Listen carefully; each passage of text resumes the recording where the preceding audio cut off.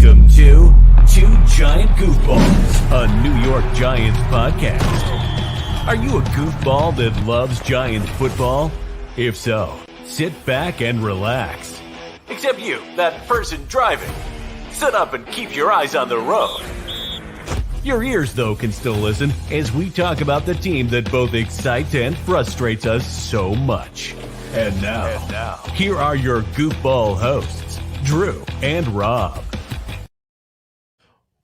Welcome, fellow goofballs, to Two Giant Goofballs, the New York Giants podcast. I am Drew, joined as always by... Oh, you're muted. You're muted, Rob, the whole time. Why did you unmute me? Because it's a me. Oh, Rob, I just want to talk to you in an Italian accent. Had to go ahead and do that to you, man. So, guys, we got a pretty exciting episode for everybody here today. So we're going to go ahead and go over with you guys a little bit of Giants news that did come out. We did get a little bit the last couple of days there, but primarily we're going to start going over all the draft prospects for you guys there. And I know a lot of you guys probably watching are big-time draft guys that are just watching tape nonstop. We've been doing the same exact thing here. We know the big position everybody really wants to look at is the wide receivers because, let's be honest, we haven't had a wide receiver one since OBJ left, and he ain't coming back. And even if he does, he ain't OBJ anymore. So we're going to go over some of the big number one possible prospects here because I'll say that nobody's a number one receiver in the NFL until they've actually proven they've done it. And we're going to go over two of them today. We're going to go over Quentin Johnston of the TCU, Texas Christian, the Horned Frogs there. And we're also going to go over Zay Flowers from Boston College. Who would have thought Boston College would have a potential number one wide receiver prospect? That's just unheard of. Wicked awesome. Wicked. He pox the It's cob in the hopper. bonkers how good he is. We're also going to go over one. This is a day that Giant fans have been wanting for years and years and years. We have a new turf, guys. We have a new turf. The turf comes in. We wanted the grass. Don't get me wrong, but this is at least a second best option here. So we're going to go over with you guys a little bit on the turf itself. I've actually had a chance to reach out to the company that manufactured the turf even and spoke to them. And they've given us permission to share with you guys in this episode as part of this here, a little bit of info on that directly from them and their company there. So before we get started too much here on the wide receivers, like I said, we do have just a little tiny bit of Giants news to give you guys. It's time for the news. Delete, delete, delete, delete, delete, delete, delete, delete. So, yeah, we're going to go over with you guys a little bit here. So, the big news really that came out here the last couple of days is that, every single draft they have usually a former player or somebody involved with the team that's going to go ahead and announce a pick. This time it's going to be Lawrence Tynes going to be picking for announcing the pick for us in the second round. Shouldn't say picking. He's not picking. That's still Joe Shane's job. Can you imagine? He pulls a freaking Steve Harvey and pulls up, says, screw this. I'm announcing who I want. Damn it. And the Giants take in the second round, 57th pick, Miss Puerto Rico. Oh. But it'd be funny. Can you imagine he gets up there? It's like, nope, this is a shit pick. Just rip this up. Yeah. We're taking the center, damn it. Oh my god, that'd be spectacular. That'd be like Giants, like an NFL highlight forever, basically. It's one of the things you never would stop talking about, basically. But the other big news is the fact that, and we're going to kind of get into a little bit on this topic here today, obviously.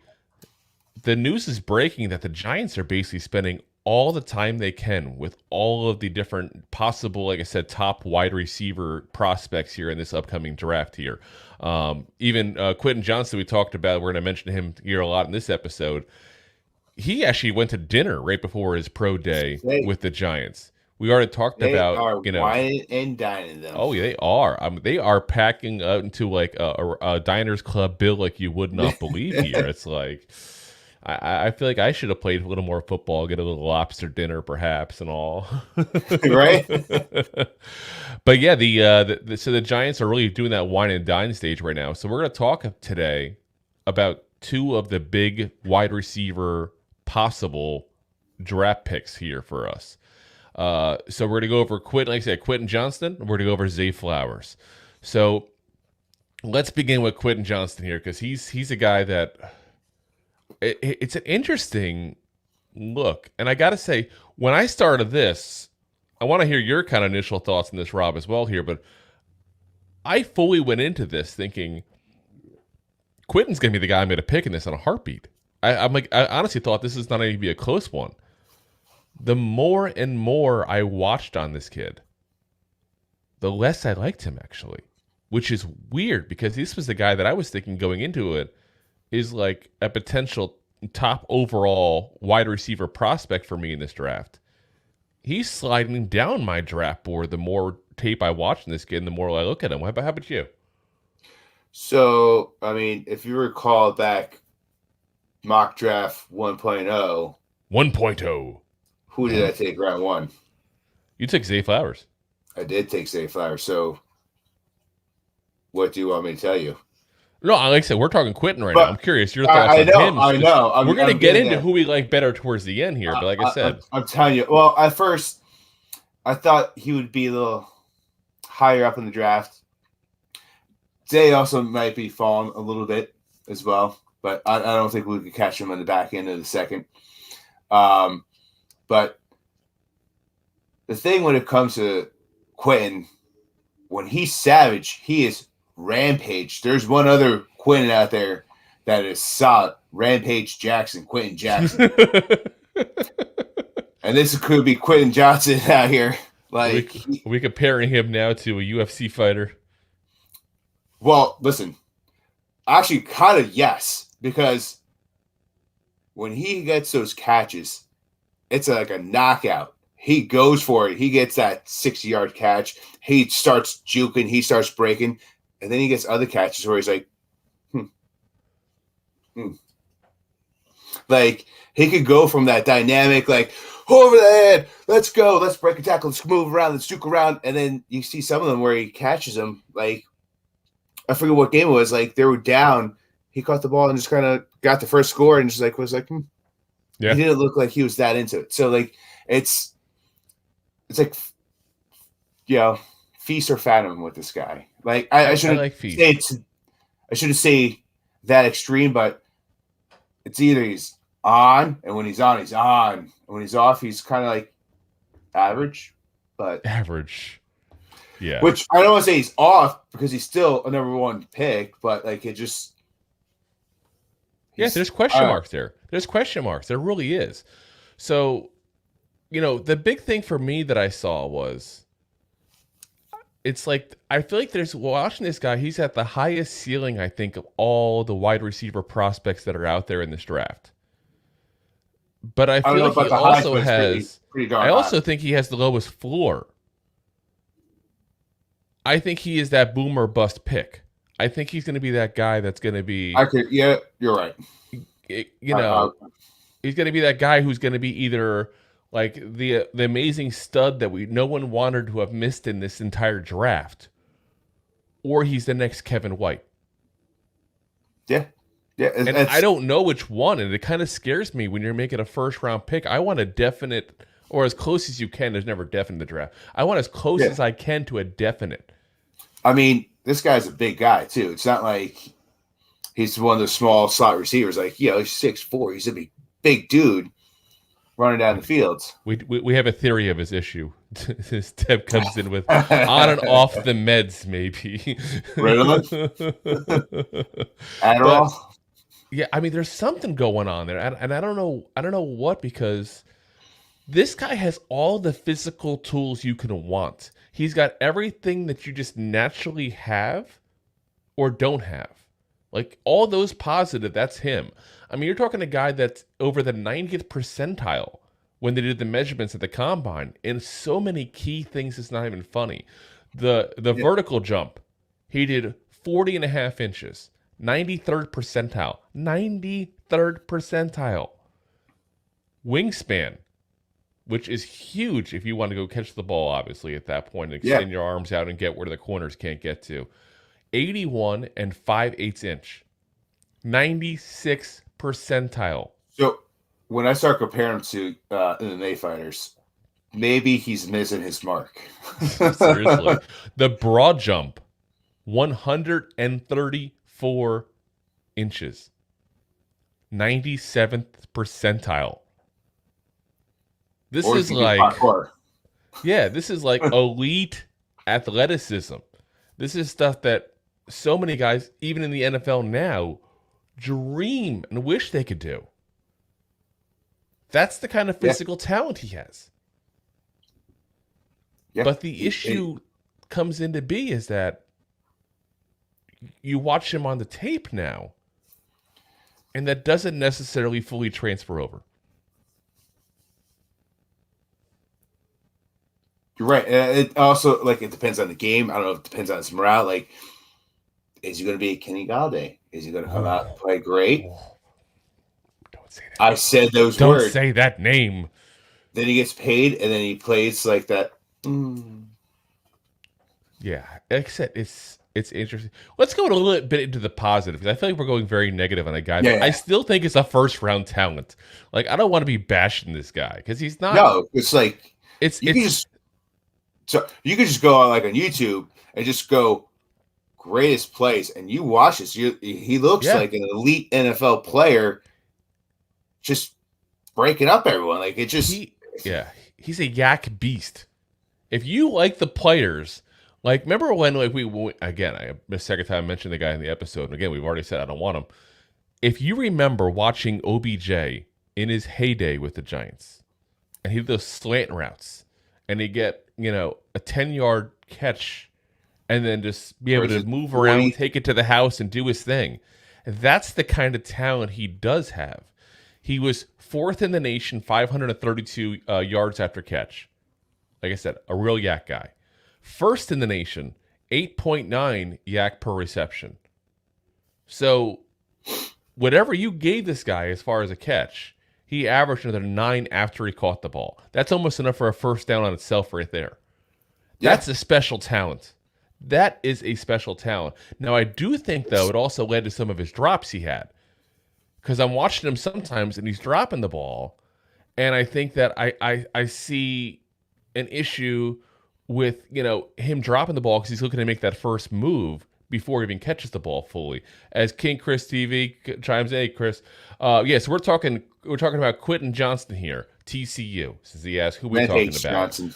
Rampage. Yeah, listen, that'd be a cool nickname for him if he goes in the league and gets the name Rampage right off the bat, dude. I'd sign me up in a heartbeat for that. Rampage Johnson. There's a lot worse. There's a lot worse he can get.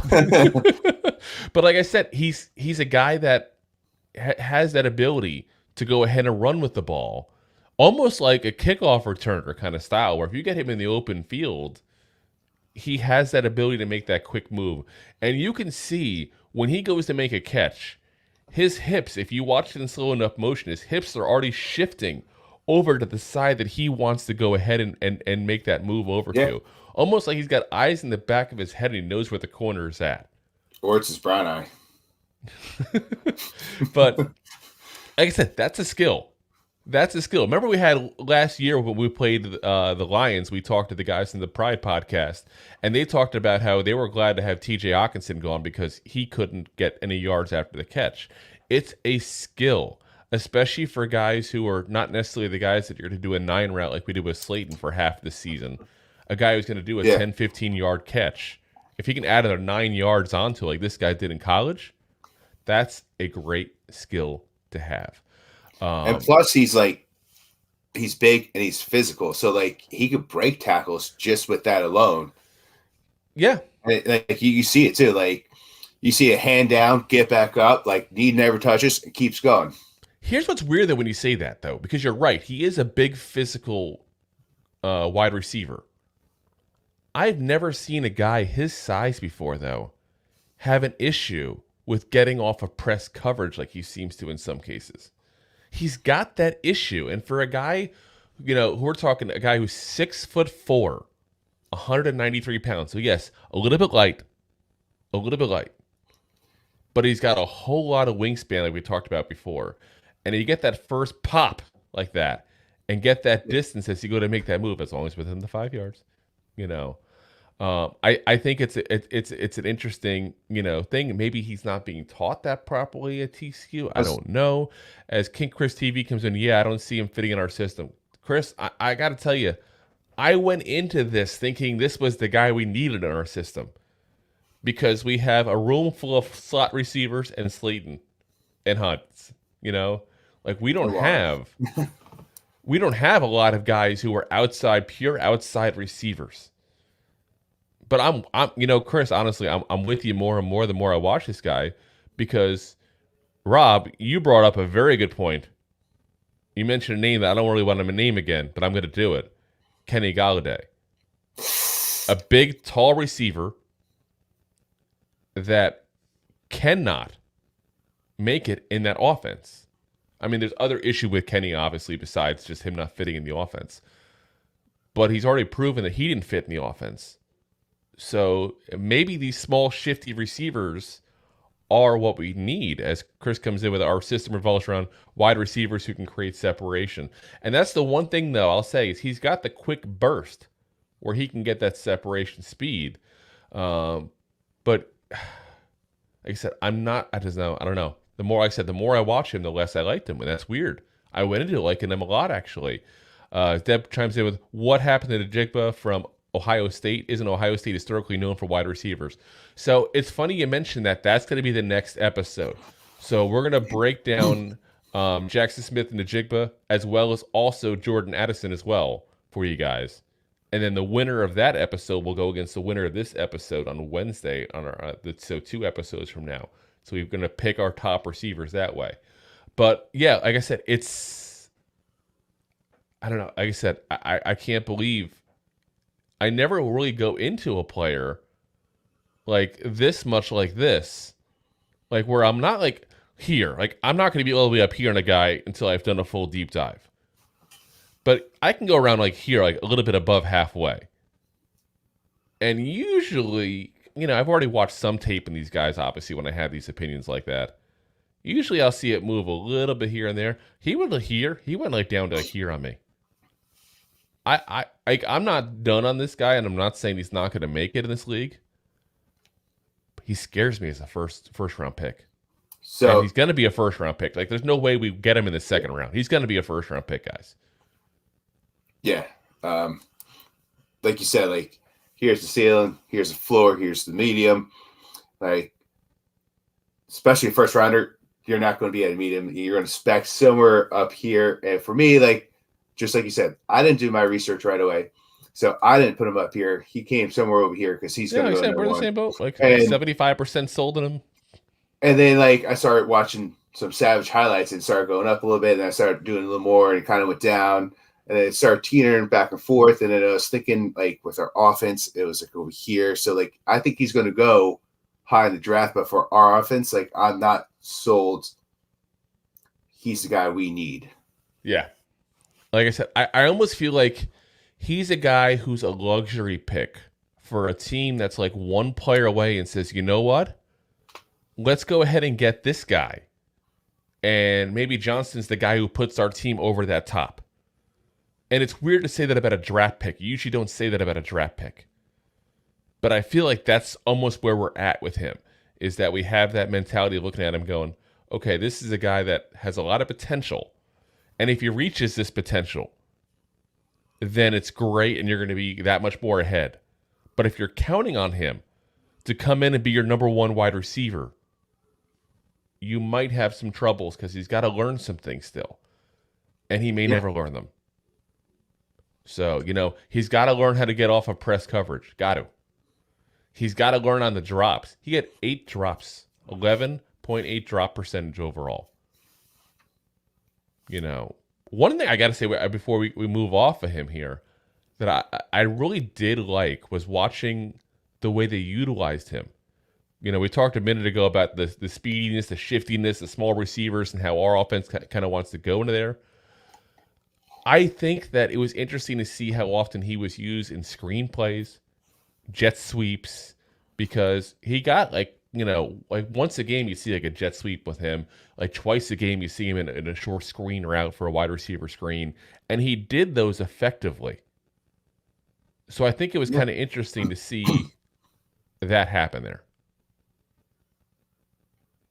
Yeah, he's versatile and where you could put him. So, like, you can't take that away from him. Like, he's got a lot of talent, what he can do, how he can shift. Like, you see it, like, he knows how to move. Yep. But once again, like, the way he plays and what our offense is trying to set up, I just don't see us aligning with him. But that being said, like, he is top tier. You called him versatile. Chris wants to call him versatile. He says, yes, can see a team like Miami grabbing him to pair with Waddle and Hill. First off, if they get him on that team, good luck. Good luck to the secondary of the AFC East. Yeah. Because if you put him as a third receiver, like when I say his ceiling's like this, like as far as the lowest floor, like, yeah, that's a low floor. But you put anybody with that kind of talent as a third receiver, and that's going to be, I mean, you're saying potential for, oof. And you're saying Miami. I was thinking probably like maybe the Pats. You know what I was thinking, actually, in my head when I was saying that? If he falls that far, which I don't think he's going to. I really don't. Buffalo. Buffalo's wanted a number 2 receiver big time. This is a guy that I think could be that number 2.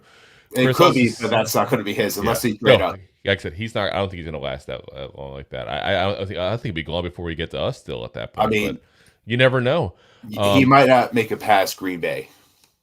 You know, Green Bay's going to be an interesting one to watch because they have a brand new quarterback. They did a lot of picks and a lot of moves with the wide receiver. And Green Bay has a tendency to not get their quarterbacks help. As Aaron Rodgers will be the first one to tell you once he crawls out of a hole. Adams. Yeah, but but I'm saying, how many times was he complaining he wanted more weapons, and they didn't get it to him? Chris also says, I don't believe DJ trusts himself on throwing 50-50. Yeah, I'm with you on that, and I think that's because of the interception issues he had. But there comes to a certain point where you can do it or you can't, and he's got to learn if he can or not. Because if he can't do it, there's going to come down to a game where he's going to have to make that kind of big throw and just trust his receiver and hope for the best. So I'm pretty sure it wasn't last season, but the prior season, he had some of the highest completions throws over 25 yards. But they weren't jump balls. That's what he's saying. He's saying the 50-50 jump ball. A lot of those were more like 9 routes like we saw him doing with Slayton. He has no problem throwing the deep ball.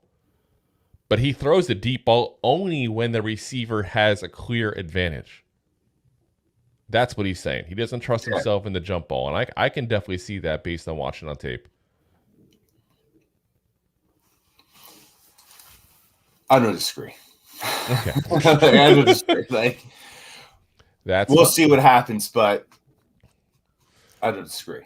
So, real quick before we get off going to Quentin Johnston here, I do want to make sure we at least know the stat line for him here. So, 60 catches, 1,069 yards, 6 touchdowns. So, not a bad season. Not a bad season. Any final thoughts you want to give on Johnston here before we go over to Zay Flowers? I mean, I'm pretty much put everything out there. So you did. You were like that guy that spoke his love to a woman for the first time. Yeah, boy. I'm just putting myself out there, guys. I'm just putting myself out there. I got rejected. Oh man. Alrighty. So let's get into Zay Flowers, who, like I said, I think this is like the only time I've ever heard of a decent prospect coming out of Boston College at the wide receiver position. You just don't hear that. You don't. How about that applesauce? Yeah. Yeah, want some applesauce over here. Yeah. I'm trying to do like a Mark Wahlberg impersonation, but I can't do it. That was terrible. I know it was. I admit it freely, okay? I'm back to park the car at the harbor over here, okay? Yeah. And I even do that. I came out of Little New York at the end. I can't help myself, Yeah. man. Can't help myself. I didn't spend enough time in Boston. I only was there for like 4 days. Nice city, though. Nice city. Just weird. You'll never probably see anybody on any New York team's podcast say that Boston's a nice city, but it is, guys. I actually enjoy Boston. And Take the sports part out of it. It's a fun city. Tons of history. I got yelled at for trying to do a Boston accent in Boston. Yeah. You know, the funny thing is I didn't hear a lot of it, but I think it's because I was in Boston where there was a lot of tourists and stuff like that, more than actual Boston ears or whatever. Bostonites. I don't know what term you use.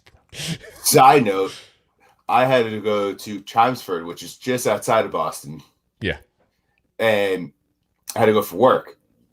So I went from Monday through Thursday, and on the Tuesday night, I found a sports bar that had trivia, and I knew no one there. All I knew is my meal was free because it was on the company dollar. Those are the best meals, by the way. Yeah, I had a separate tab for other stuff that I couldn't. Oh yes, no. Listen, same way when I travel for work, I drink I drink when I go to dinner, but I didn't say I was drinking, Drew. I'm saying it. I'm saying I'm drinking when I go to work, things like that. But I can't put the alcohol on there, and they're cool with me doing it. I'm off the clock. What do you care? You're off the clock. It's just they're paying for the food because you had to travel for them. Yeah, exactly. So in comes this. That means I can afford twice the alcohol. 5'1", 5'2", Hobbit biker dude. Oh God! Sits down, starts talking to me, and for whatever reason, I decided to go, "Hey, I'm going to talk like I'm wicked awesome, and I'm from around here."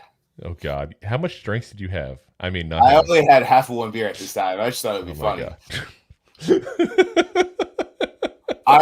We went back and forth about 3 times, and all of a sudden he went, "What are you doing? Nothing here." Oh God! And he starts yelling at me. I'm like, "Whoa, whoa, whoa! Tom Brady's my quarterback in fantasy. I just appreciate this town." And he goes, all right, I forgive you. Tom Brady's quarterback, I forgive you. Is that the way you get out of trouble in Boston? Mention Tom Brady, huh? Just don't mention. That's it. I mean, we're in Giants sports bar. Don't mention you're a Giants fan. Just don't mention that part. Yeah, just Tom Brady's my quarterback in fantasy. All right. I forgive you. Let's get into Zay here. Let's get into Zay because he's a total different player than Quentin Johnston is at that point, because you're talking, you go from a really tall receiver who's still light, but he's tall. You go to a 5'9" receiver. 176 pounds or so. So 172 is his weight in college. Here's the weird thing. His weight is one of the things that I actually really liked about him, because he's really tiny, obviously. 172 pounds in college. Like I've gone to the bathroom and lost 170 pounds. I feel like that's like that's tiny. I was that weight in like middle school. Okay. But here's the thing. He worked on it because he was told by the people he trusts, you might want to add a little weight before the combine. He went to the combine at 183 yards. And you saw the before and after yards on pounds, yes. 183 pounds, and you saw the before and after pictures. They showed it, and it's pure muscle he put on. You know what that speaks to me? Dedication. This kid's he's got a work ethic. He's dedicated to his craft. He's gonna work on what you say. He's gonna be that guy you're not going to worry about him not in the off season messing around, having a boat party before the postseason game or something. That's the kind of thing I like to see from somebody I'm about to put a 4 or 5 year investment into and give a few millions of dollars to. Hey, listen, as small as he was in college, he was a good blocker for a receiver. He was. But here's where the first kink in the armor is going to come into. You say that, but he was going against Big East ACC kind of people. You know what I mean? Like, this wasn't like this. It isn't a big school he was coming from. He's not coming from a Big 12, SEC, one of the bigger conferences out there. And that's one of the concerns I have when you're playing against teams like Maine and Duke. Yeah, you better look damn good if you want to play in the NFL. But he did look damn good. That's the thing. He did. So I'm looking at that and I'm like, how much do I say, okay, the competition was bad? And how much does I say, okay, well, he still dominated that competition? And that's what you're supposed to do. Like, if you're that good and you're playing against that kind of competition, you're supposed to be the hammer, they're supposed to be the nail, and you gotta club them down. And I should also say this: we talked about the competition he faced being an issue. It's also the competition he played with was an issue. I can't tell you how many times I watched the tape, and his quarterback would just throw the bomb down there, and the bomb was a dud basically, and Flowers had to come back to the ball. I mean, I don't mean like turn around and try to go like this and just grab it real quick. I mean, he had to go ahead and run back to the football basically. And here's Chris. Listen, Chris, it's like you knew what was coming, because there he says. Yeah. That being said, he also didn't have any talent around him.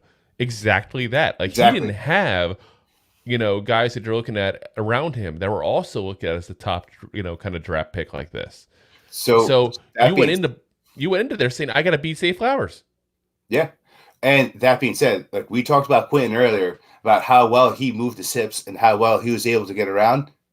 This guy, he zigs and he zags all over the place. And like he's twitchy. It's like he drank too much coffee constantly. Twitch. Yeah. Twitch, but like twitch. he had the moves and the agility to get around. And like he could stop on a dime and move a different direction.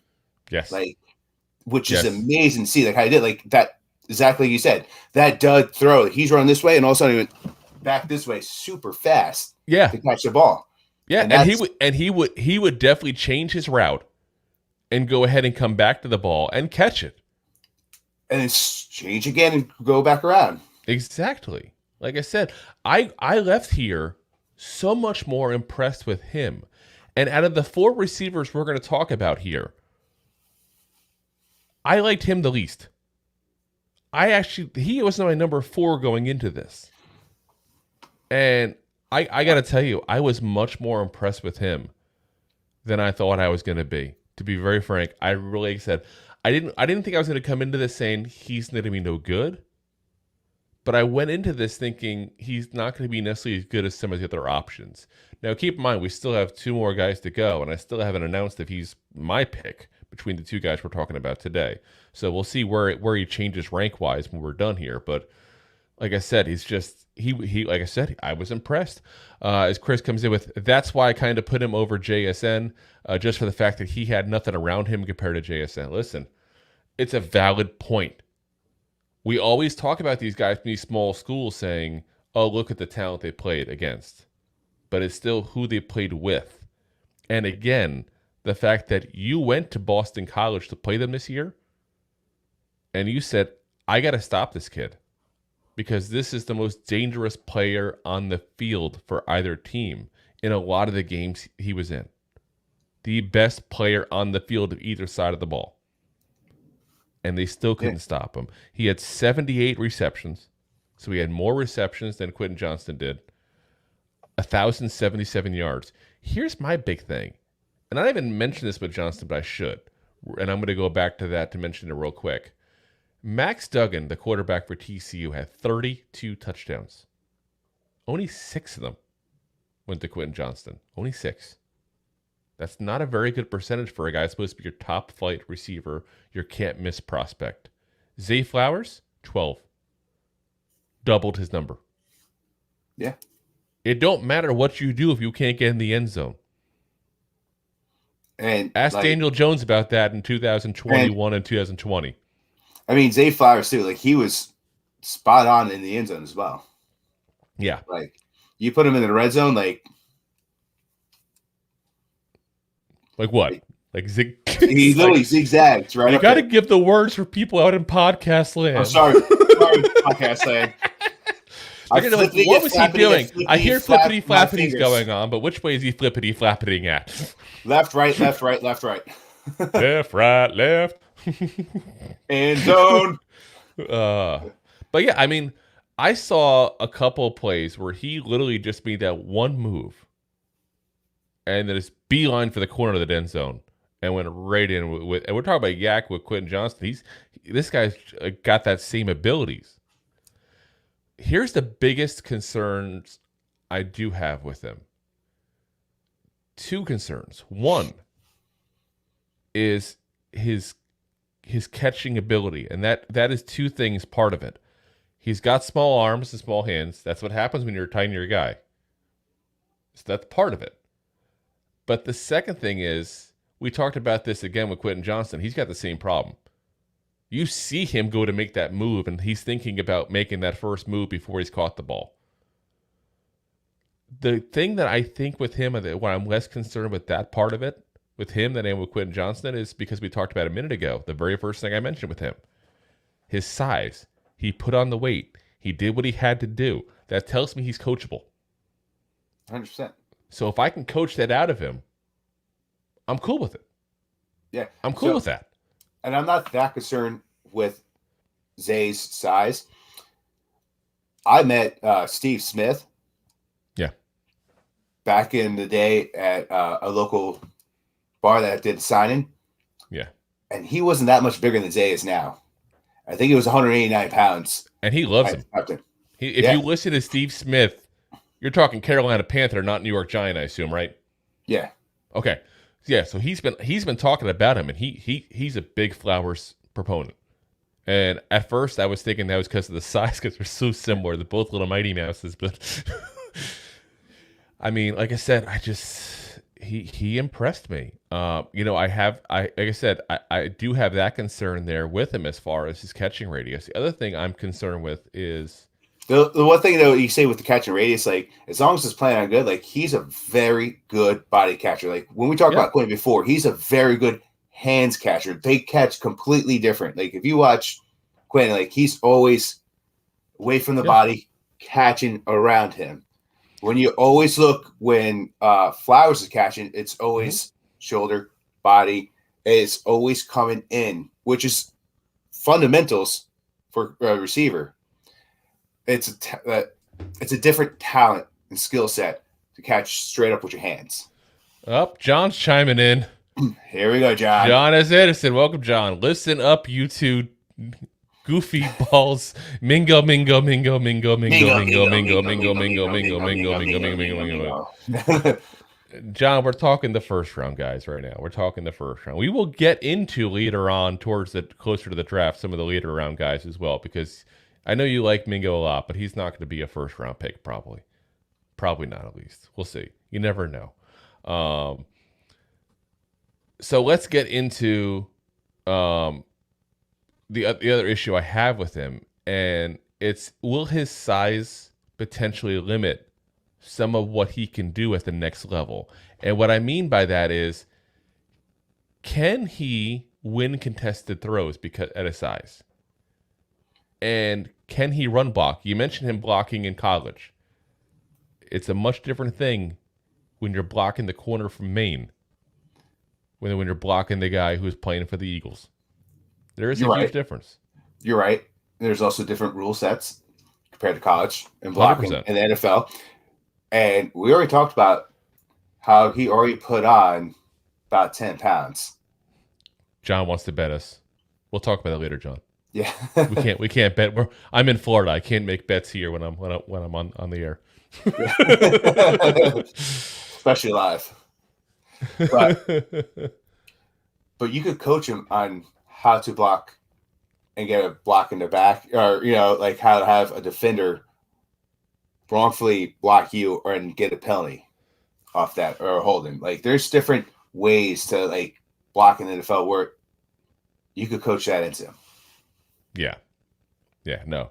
And like I said, I'm not saying that his size is going to be something that's going to kill him. But I do think his size is going to be something he's going to have to work around, if that makes sense.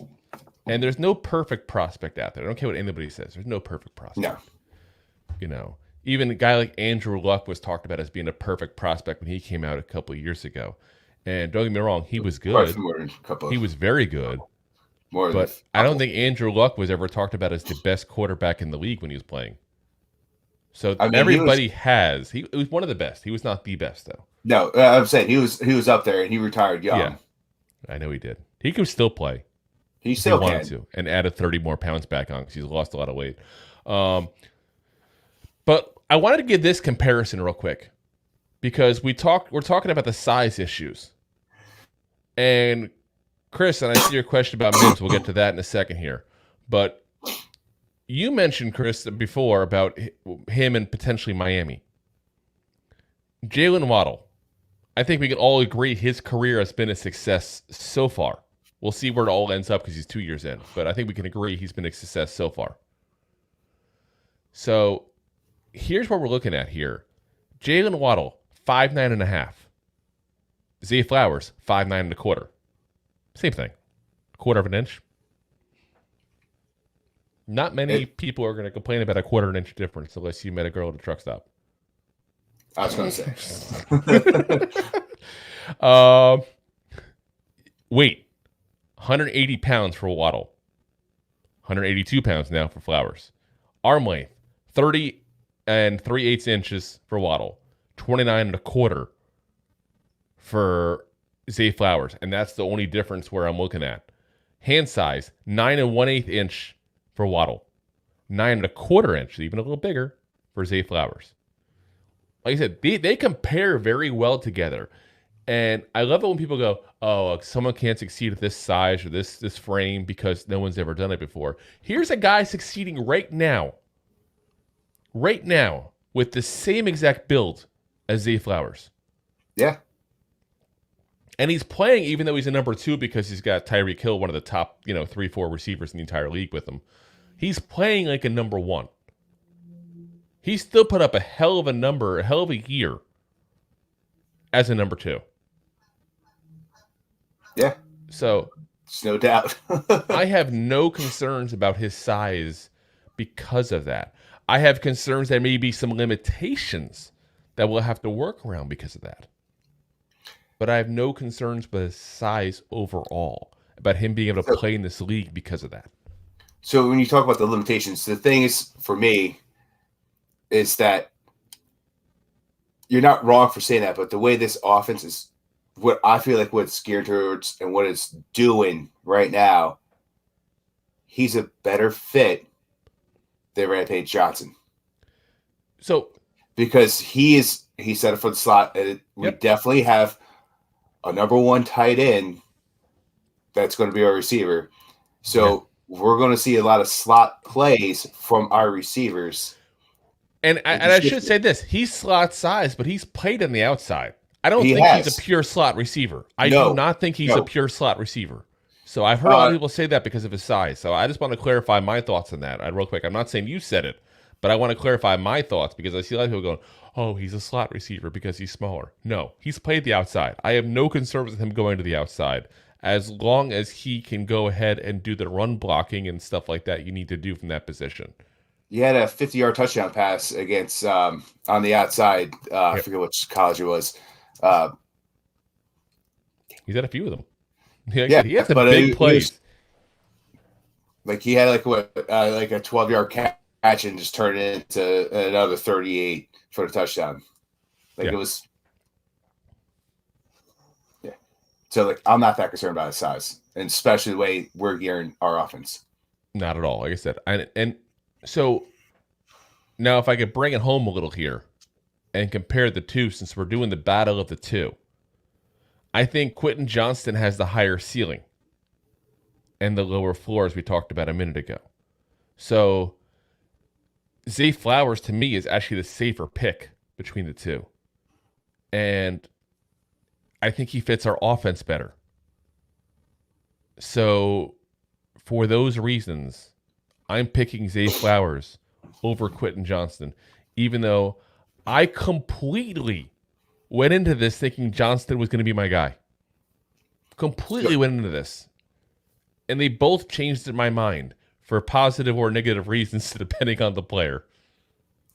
So, I mean, if you guys watched, you know what I picked, about a month ago, whatever it was. But going into this, they were about here on this, and they both did this to me. But at the end of it, Zay came up and Quentin came down just a little bit, not much. And I do think that Quentin will have a great career in the NFL, just not as a Giants in our offense scheme. I think you said that Quentin had a higher ceiling and a lower floor. I think on our team that Quentin will have a lower floor than a ceiling. And I think Zay will have a higher ceiling than a floor on our team. So who you got?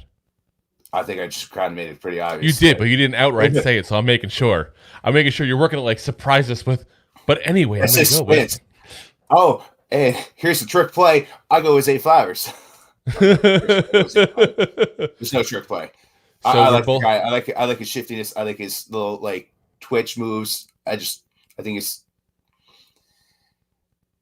it was just a little bigger, it would be a definitely blowout for him. But like I said, once I'm again, telling why you do I right have now, to talk like this? Why do I have to talk like this? You know, it's okay. We're from Jersey. We talk like this. We use our hands. We're doing this like landing a plane here. It's like it's like we're working at Newark Airport here. It's like I'm not talking EWR in the house. But you know, I think the big thing for me is like I said, I just think he's a safer pick. And I want to go with the safer pick because I want to give DJ the weapons he needs. I think he fits the offense better. And I know he's coachable because of the weight. I know he's coachable. I have no doubt that he's going to listen to what he's told is probably going to help him in his career overall. So, like I said, I'm going to go with him. Now, what we're going to do, I got a couple of comments here we got to read. So before I get to that, though, I'm going to tell you this to everybody listening that wants to give their opinion. Go in the comments section, especially if you're watching here on Facebook or YouTube, because that's where I can see the comments live here on the show. I want to hear from you guys, what you guys think. If you get to pick between the two, Quentin Johnston or Zay Flowers, who do you want? So let's take a look. Chris comes with, how do you guys feel about Marvin Mims? Marvin's one of those guys that if we can't get a guy early on, he might be an interesting guy to look at. But he's going to be a project, I think, where I think he's going to take a year or two to really shine at that point. And I really want to try to get a guy who's going to be a huge force that first year because, let's be honest, guys, DJ deserves one. DJ deserves a good wide receiving core after the years of abuse he's taken from this team. Yeah, I mean, his size-wise in college is very similar to Flowers. And that speed is like he's got Nos like in his butt and just flies right up. Yeah, the only thing I'll say is he's a little taller. He's a little taller. Yeah, he's got 2 inches on him, which goes a long way to some people. Whoa, that's what she said. It's 2023. Sometimes that's what he said. That's what whoever said. Yeah. So John comes down with, hey, girls tell me that size matters. So I said, good, I'm fat. I got the girth. It's like I always say when people say if I'm in shape or not, I'm saying I'm an oval at this point because I got a little man bod going, a dad bod going on here. So I mean, you know, that's also a shape. So we're good. Yeah. Let's see. Chris says, yeah, that's damn near identical. And I was talking about the comparison to Waddle and Flowers. He says, exactly, he's a better fit. He said, yeah, I feel you guys in the run blocking. That'd be my only problem with him, too. And like I said, we got to see what he can do because there's been plenty of times that we get a player who comes in from the draft and we go, I don't know. I don't know if he can do this. I don't know if he can do that. And sometimes he surprises you. Yeah. So it can go either way. And again, he's that fiery guy that like, you know, like when you got that group of friends and you got that little guy. He might be your chihuahua. That little guy, yeah, exactly. That little chihuahua that go like a little spunk, a little bit of a little bit of tack dog in him. Got to fight him. Yeah, I feel like that's Zay Flowers. Yeah. And I feel like that after watching his film. I feel like that after I actually listened to a couple of interviews he had. And yeah, like I said, I'm there. And as Chris says, Zay all the way. Listen, we got a pretty much unanimous here, which is crazy because, like I said, I went into this thinking it's going to be the opposite way. As Deb comes in with, after listening to you, I will go with Flowers in spite of being from Boston College. I know, that's bonkers. Chris comes in and says, yeah, he does. I've been saying that for the longest. Not only does DJ deserve a number one wide receiver, but Saquon does too. That would take a lot of pressure off of both. And Deb says, that spunk reminds me of Cruz. Yeah, listen, if he is a player like Cruz, I would be I'll be doing salsa dance. Ecstatic. I have no ability to dance whatsoever, in case you guys can't realize. For those listening in podcast land, not watching on video here, consider yourself lucky. I did an awesome salsa dance. Drew looked like he was having a seizure. I think I was having a minor seizure there. I appreciate your concern there. So, without further ado, guys, that ends that first round. Like I said, we're going to go ahead and do Jaxon Smith-Njiba versus Jordan Addison on Monday here for you guys. And then on Wednesday, the winner of that episode will go against Zay Flowers for the #1 spot. So I like doing like a bracket, it's almost like we got March Madness here as March ends. As Chris says, if he's anything like Cruz, I might shed a tear. Listen, we'll all cry together. We'll get some tissues going. We'll have a little party, a little cry. Listen, we'll have a cry fest, live cry fest. We did it. Can you imagine if you like tangos in the end zone instead of salsa dancing, like, you know, do do do do do do. like you know what? Whenever I think of that song, I still think of freaking True Lies. That's for always. It's True Lies every single time, which they're making into a TV show, by the way. I know, it's terrible. Kind of scares me. Connor says white guys can't jump, more like you white guys can't dance. Listen, I admit it freely. Listen, I'll tell you that for those of you guys who are from Jersey and are well aware of the area, when I was single and was going out to mingle, see what I did there? I can rhyme. But I used to go out to Seaside before the Jersey Shore show ruined it. And I used to go out to Club Bamboo, and that was always my spot because the bottom level was nice and loud, like most clubs are. But the top level was a catwalk. So you can actually have a conversation. Let's be honest, I wasn't winning on the dance floor. I was winning in the conversation. You got the fishbowl. Hey, let's go. No, that was the Breakfast Club in Old Bridge. No, you got what's Bamboo? Was it? Did Bamboo have them too? I didn't get that. Honestly, you either got Shark or the Well. Right in. Honestly, I would find the group of woo girls and I would get them each around and I just go into the shots with them the whole rest of the night. That's what I would just do. The best thing too about Bamboo and their fishbowl is no bartender had a recipe. Is Bamboo still around? I thought it was closed. I don't know. I haven't been to Bamboo in over 10 I thought years. I heard it had closed because I remember going, oh, there's part of my, like, not childhood, but younghood. I don't know. I haven't been there since my mid-20s. So that's what I'm saying. That's that spot everybody went to in their 20s like that. Now we just go to the Sawmill and Gnaw on Pizza instead. Yeah. But yeah, like I said, I'll go to the VFW. Not a dancer. Never claimed to be a dancer. So, all right, guys. So like I said, let's get into the bigger topic as well, because as much as I love talking about these guys with the draft, the big thing I really want to talk about as well is this turf, because we got a new turf. After years of asking for a new turf, we finally got a new turf. And I'm going to play for you guys a quick video that I was given permission to do. I'm going to say that right now. Somebody goes, oh, stealing stuff. No, I was given permission to do. I don't take anything without asking. Unless you're the bank, then I don't feel bad. Okay. And I'm going to go over with you guys this video real quick. That this is directly from the company that did it. And I guess it's on YouTube as well. But like I said, it's not mine. I didn't want to use it without talking to them. Let's see. Let's get this rolling here. Roll that beautiful bean footage. Oh, yes. We got some bean footage here.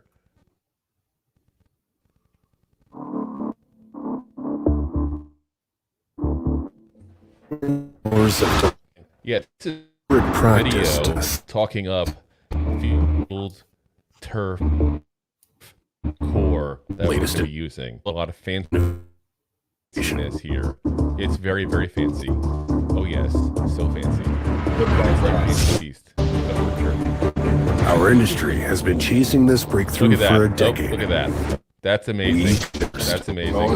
So not only basically, is what it it is, ranked as the highest rated fiber in history, turf. a greater It's than like any other that's his show, but whatever.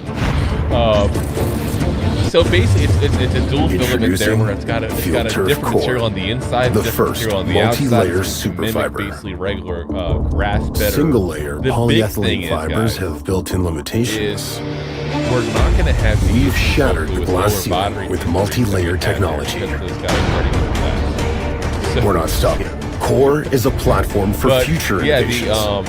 It's a quantum leap. the product overall, But it's only the beginning. Better against We never body stop injury. striving to A lot change of the teams game. use as well in the season here. Looking at right now are the Panthers, Core, the Patriots, platform and the Falcons. of the future. Now the Lions are also switching over to it as well. So it's going to be something you're going to see a lot more in the NFL as things get rolling. That's for sure. But if you look at the numbers here on the injuries we've had, we are the worst injured team basically every single year. So Just look at our rookie class. Yeah, and every single one of them was a knee injury. Every single one of them, pretty much, it felt like. So, like I said, guys, this is a big thing for us because they're talking about it. If you listen to the guys that are talking about issues with the Giants, it's health, along with depth and a little bit of talent we need, obviously, as well. But if you were someone who was a free agent in the NFL, this things that you're looking at because you want to have a long career, are you going to a place that's known for ACL tears? I'm not going there. Heck no. Because listen, your I'll body say it as a Giant fan. is your moneymaker. Listen, your body's your moneymaker. I just said it as a Giants fan, but your body's your moneymaker. If you're a number one somewhere as a free agent and you want to get signed, and the Giants said, hey, we'll pay you a couple of extra mil, and you see all the ACL injuries, you might take a pay cut just because you can have longevity. Because that ACL injury will take you off. Connor comes in with, ooh, movie time. Oh, yes. It's like bring your popcorn. And Deb comes in with, didn't the Players Association want the surface change? Listen, Metlife was notorious for the issues. And I'll say this, though, because it's a little crazy, too. You didn't hear as many with the Jets. So it was partially the players we were bringing in. Not to blame them on knee injuries. I mean, it's just freak weird things. But, they definitely wanted it. Julian Love, before he left, he was talking about it as well, and he applauded the Giants for changing the turf before they got rid of him. Wasn't Julian Love one of the spearheaders? Yeah, he was big on that. A lot of the Giants players you saw saying that. Oh, OBJ was also big on that as well, complaining about the turf there. Chris says, sad thing is the NFL could afford to put grass in the stadiums. They're just being cheap. And comment of the day right there, Chris.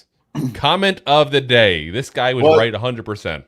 Well, when it comes to MetLife, it's not just the NFL. It is also MetLife because it's in New Jersey and keeping up the care of that lawn year-round because it is a stadium that plays concerts and other venues year-round.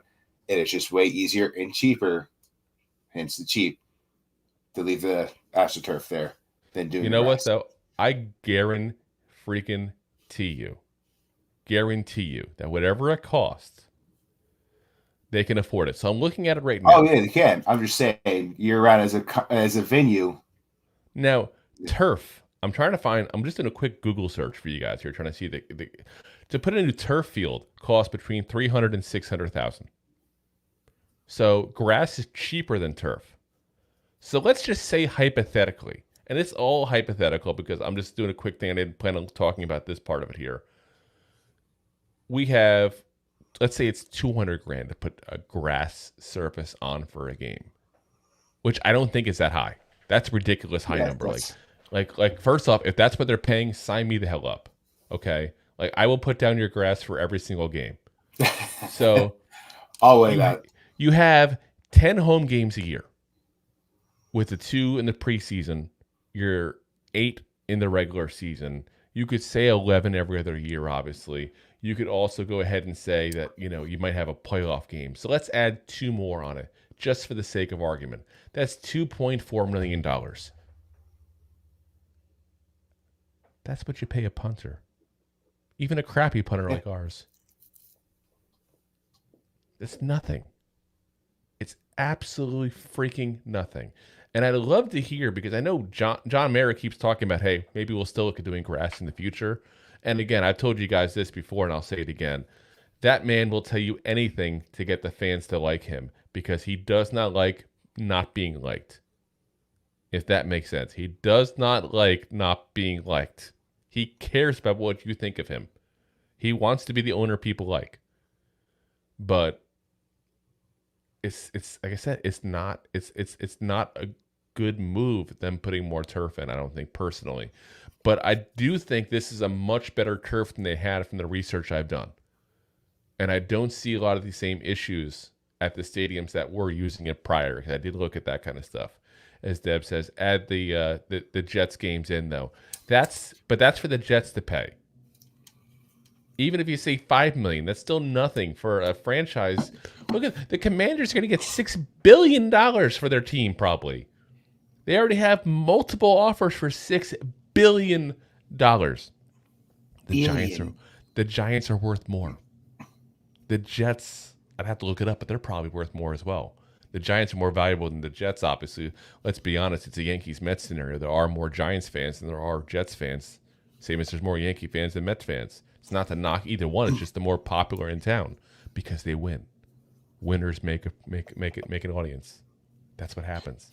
Listen, Jets fans are diehard fans. You got to give them some respect. I give them credit. I have nothing but respect for Jets fans.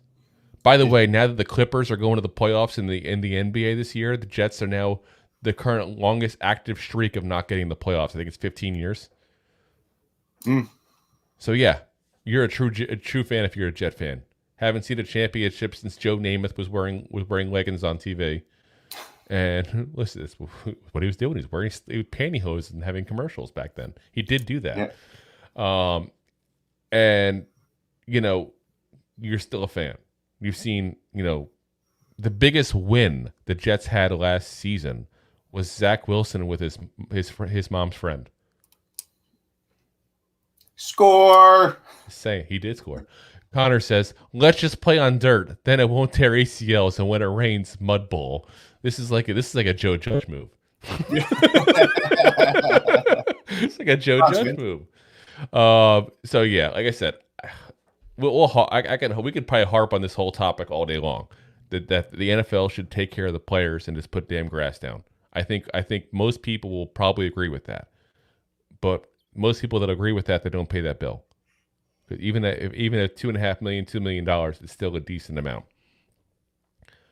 Tab says, "Do you know how to tell if it's spring or fall in New York? In fall, they take down the Mets suck sign and put up the Jets suck sign." Chris says, Mets had 101 wins last year. Chris says, "All the players they pay are their investments. You mean to tell me they'd rather save money over protecting their investments? That's crazy." Again, 100%. You are 100% right, Chris. That is the comment of the day. 100%. You just stole the comment of the day with your own comment of the day. That takes it. Boom. Yes. Just wait till your next one where you steal your comment of the day for the ones you stole your comment of the day with. But yeah, listen, 100%. If you say fart, you'll win too. It's fine. Stop being cheap. Just stop being cheap, NFL. Put a grass in for every damn game. But every single one. So, like I said, obviously way above our pay grade though. So, All right, guys. So, like I said, next episode we're going to do is Jordan Addison versus Jaxon Smith-Njiba, our second of our wide receiver battles. And then we'll have our winner of that going with Zay Flowers on our Wednesday episode. So that'll complete that. And then we'll go start getting to corner, start getting the interior offensive linemen.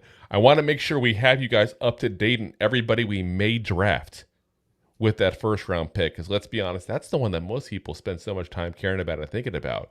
Because we can talk about 1,000 names for the third round picks, fourth round picks. Who knows who's going to be available at that point? You have a better idea about the first round. So we're going to go over more with that kind of stuff. And then we're going to go into more later round picks and that kind of stuff as well for you guys with some of the areas of importance for us. We got another month to go, guys, before the draft days. I think it's 27 days. I heard it's Rodney Hampton days away from the draft now. 27, number 27, Rodney Hampton. Yeah. Put some respect with that name, Rodney, who's, by the way, liked our tweets before. If you're listening, Rodney, thank you. Come on the show. 2giantgoofballs@mail.com. We'll be here. Let's see here. We got Connor says just put up a sign, put up a combo. Mets, Jets suck again. Listen, if you want to go that route, we can throw the Nets in and do the whole rhyming game. Like if your team ends in Ets, we feel bad for you. Connor says Mingo, gonna smoke all these fools. Listen, I'm telling you, I don't know, Connor, if you've met John before. Yeah. Connor, John Connor. Oh, John Connor. I just caught on to that. Wow, we found him. No one tell the T1000. But yeah, listen, that's going to be one of the guys we're going to talk about as well at some point. Trust me on that, because John won't let us have the end of it otherwise without doing that. He's going to complain. We got to keep John happy. So again, guys, like I said, keep an eye out for those episodes. We're going to start posting up some more stuff. Like I said, we're going to be pretty much going pure on draft the next couple weeks for you guys. I want to keep you guys up to date. the first 2 nights of the draft as well. So the Thursday we do the first round. The Friday we do rounds 2 and 3. Rob and I are going to be on the entire night that the draft's going, not the entire night. We're not starting at 5 o'clock, ending at midnight.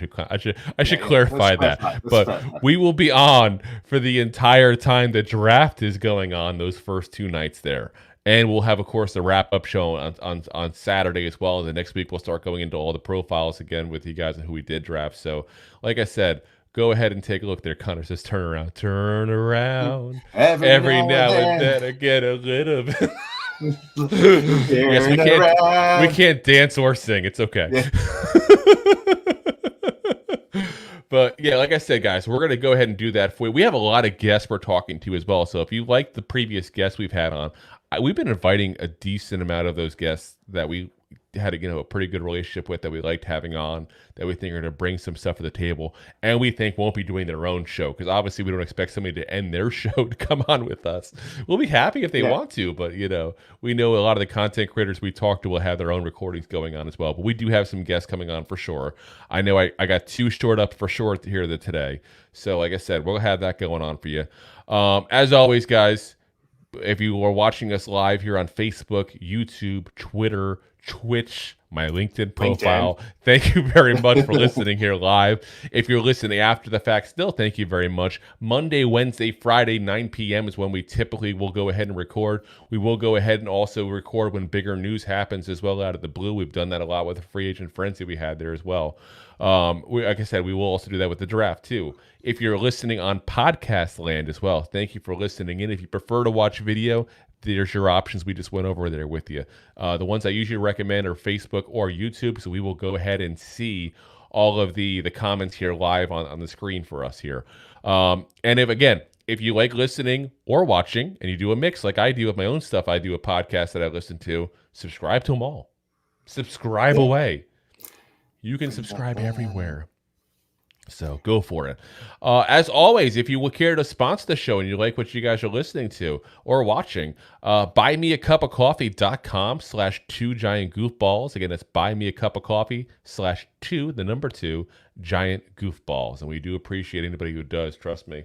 We all work hard for our money, so we know it. We work hard for the money. So hard for the money. And we'll even stop singing if you give us a donation. No problem. That's what we start doing. A sing fest. We'll keep singing until you. Like the old PBS, like the show where just call in. Just call in. Yeah. We're like Jerry's kids. Oh man, aging myself. That guy's been dead for 20 years probably. But yeah, again, guys, thank you very much for watching. I see a lot of you guys are still chimed in, as we can see all the people watching live here on our screen as well. Thank you very much for listening in live and watching live. I appreciate you guys choosing to get these 2 giant goofballs to be the one to give you guys all your knowledge for this upcoming draft. I know you got plenty of options out there. Again, thank you very much for listening, guys, and as always, G-Man! Thanks for listening to 2 Giant Goofballs, a New York Giants podcast. We appreciate your support. If you made it this long, you must have enjoyed it. So I am sure you have followed us on all the social media platforms. Of course, you have subscribed to the show on your favorite app as well and given us a top rating. Right? Right? Right?